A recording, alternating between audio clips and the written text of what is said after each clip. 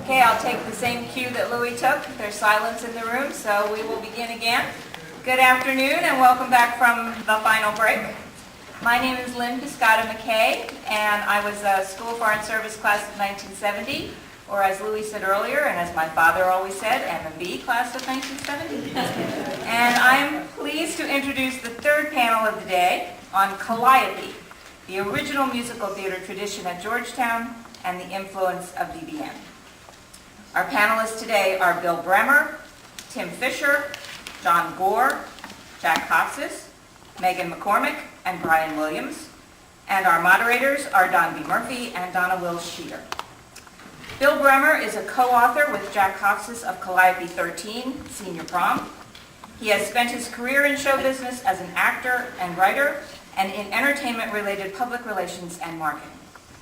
Tim Fischer is a past president of M&B and was lighting designer for Calliope 6, stage manager for Calliope 7, and producer of Calliope 8. Tim led the Calliope recording digitization project, and he was inducted into the Donn B. Georgetown Theatre Alumni Hall of Fame in 2005. John Gore is a co-author of Calliope 10, The Wasp That Ate Cleveland and the Rest of the World. He and his wife Toni continue to be very active in the opera and theater as spectators and financial supporters. You heard about Jack Hofsiss in an earlier panel today, and among his many other theatrical accomplishments, Jack is a co-author with Bill Bremer of Calliope 13, Senior Prom. Meghan McCormick is the executive producer for the 2010-2011 season of the Mask and Bauble Dramatic Society. She's a finance major with a theater and performance studies minor, and I know she's looking forward to graduation next June. Bryan Williams is an award-winning playwright, composer, and screenwriter. He is the co-author-composer of Calliope 6, They Went That Away, and the author-composer of Calliope 7, One Sleepless Night, Calliope 8, Come Back Little Phoenix, and Calliope 11, If I Had a Yardstick, I Could Rule the World. Bryan also was inducted into the Donn B. Georgetown Theatre Alumni Hall of Fame in 2005. Donna Scheeder sang and danced in Calliope 7, and she choreographed Calliopes 8, 9, 10, and 11. And you all know our illustrious guest of honor for the weekend, the incomparable Donn B. So, take it away, Don.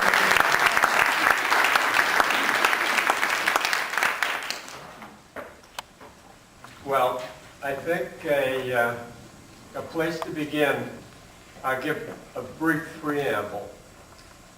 The Calliope series of musicals were certainly, in a way, light kind of entertainment, kind of a varsity show. We used to have chorus lines and kick lines like Radio City. But underneath the levity and the frivolity, I think the important thing was that we were starting from scratch. That these were ideas that were put together by students here.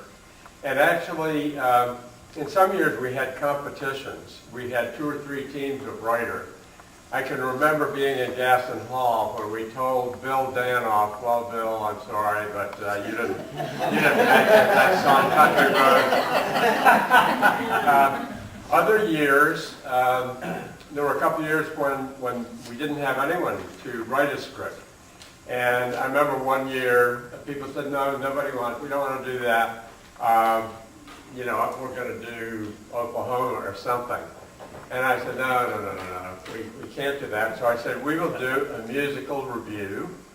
And so if no one can write, a big 2-act musical, people can write little things. They can be monologues or whatever you want to do with song.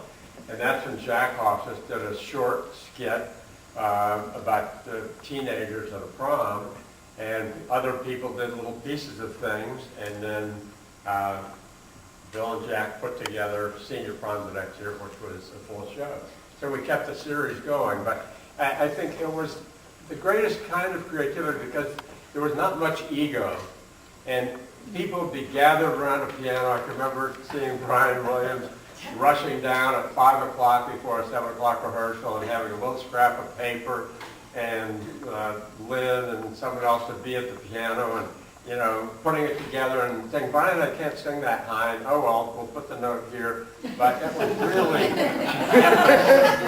it was group creativity. And I don't really remember temperament. I think it was all, everybody cheers going for it. So I think a good point, I would like to just ask people on the panel, and maybe not in any special order instead of going all the way down, just what you might remember as some a creative moment that you know, you thought was special or that you were pleased with.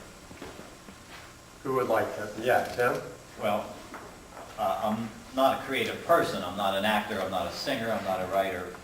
I built sets and carried platforms and tried to be sure that none of the lights fell on anybody. And they did not in those 4 years, so I'm very proud of that. What some of the challenges we had in the technical aspects of producing this stuff was looking at the sets and the designs and the concepts, and we and my shoemaker, I don't know if he's here, there were a lot of other people involved in this before and after I was, who had to go to the creative people and say, oh, we can't do that.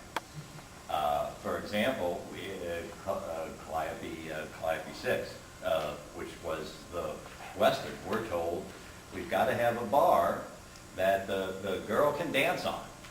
So we build this bar, and of course it can't be a set, it can't be flats, it's got to be substantial. So it comes in at about 300 pounds. And because of all the other sets, we're supposed to fly it. Well, we actually gave that a try one night, got the thing about it, even with some big, strong guys in the loft. I don't know what M&D was like when you were there, but there were not a lot of big, strong guys in M&D. So we had to recruit big, strong guys to come in for the shows and get in the loft, and we paid them with beer. So these guys get this bar about 3 feet off the ground, and it starts swinging like this. So that was out, and then we had to rearrange the other sets. I think we put wheels on the thing, right, and wheeled that in and out. But we did have a girl that was up, and she was dancing on the bar, and we had the show. But things like that were challenging. But and it was interesting that we, as students, I mean kids with no real experience, got this done. We were quite proud of ourselves.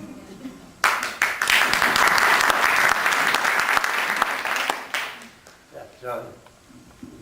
First of all, let me apologize for my voice. Inviting somebody with no larynx to appear on a panel. It's like bringing a eunuch to a fertility clinic. But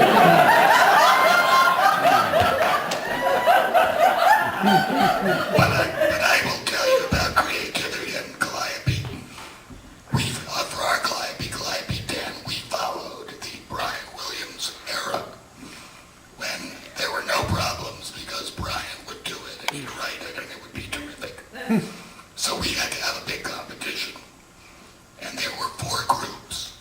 And we all put on these samples of what we could do.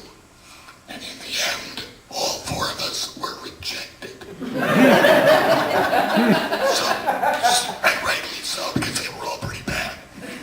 And these 4 individuals, myself included, couldn't have been more polar opposite if you tried. And Donn said, well, you 4 get together and just come up with something. And you all write it together and we'll put it on. Well, I had to go to a class. I came back 45 minutes later, and the other 3 said, we've got it. And I said, well, what is it? And they said, the wasp that ate Cleveland and the rest of the world. And I said, oh. And they said, it is the only wasp in the room. You're going to write the book.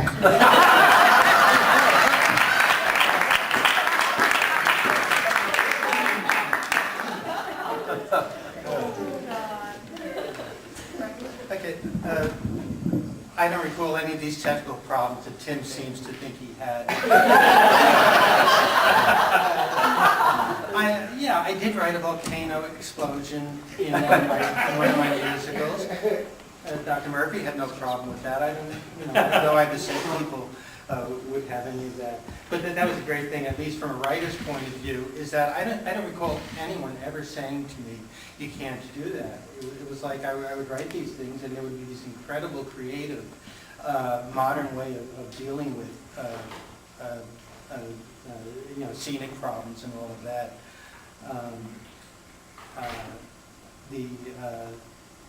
The look of them was people are still talking, relatives of mine and friends who saw them, and they just can't believe what they were able to accomplish. There was there were two, the barroom brawl, and they went that way. It was just astounding. And then there was an incredible Indian attack on the wagon train that just went on for hours. It got bigger and bigger. No one could. And we had fire and flash pots for that. Okay, see, no problem. And The Indians attack.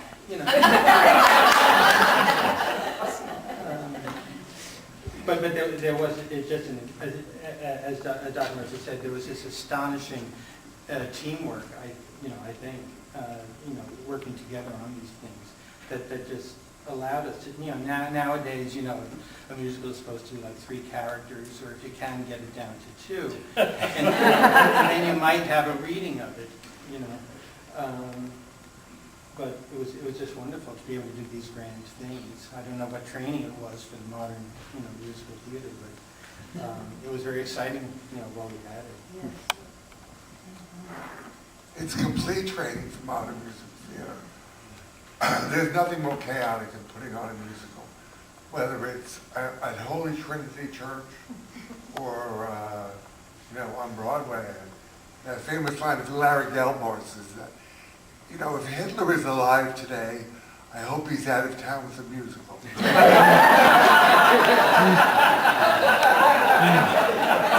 And that's what it's like. It's really a horrible, horrible experience. And it's always been the same as it was from any Calliope I was involved. There's always no time to do the dress rehearsal. There's always one number that they change the lyrics on. There's always one thing that you still have to do. So it was perfect training for basically life in the theater. One creative moment that I remember is that in one sleepless night, there was a castle was being stormed, and this is all being staged, and then I said, now we're going to have the prop people make a big battering ram. And even as I was saying it, I thought, well, Trinity, the wings are about 6 feet on one side and 4.5 on the other. And I'm thinking, I don't know where we're going to get the battering ram. And so this young blonde who was the first show she was ever in at basketball, I think, and she was dancing. And then she said, why don't we just put 3 people together and have them hold on to each other, and that will be the battering ram. And that was Andrew Orman. I thought, well, that's really brilliant. So 3 people, and you didn't want them to get too excited and smash one of the guys' heads into the fourth wing, but it worked very well. So it was a good moment. And Tommy Toon won a Tony for the same idea.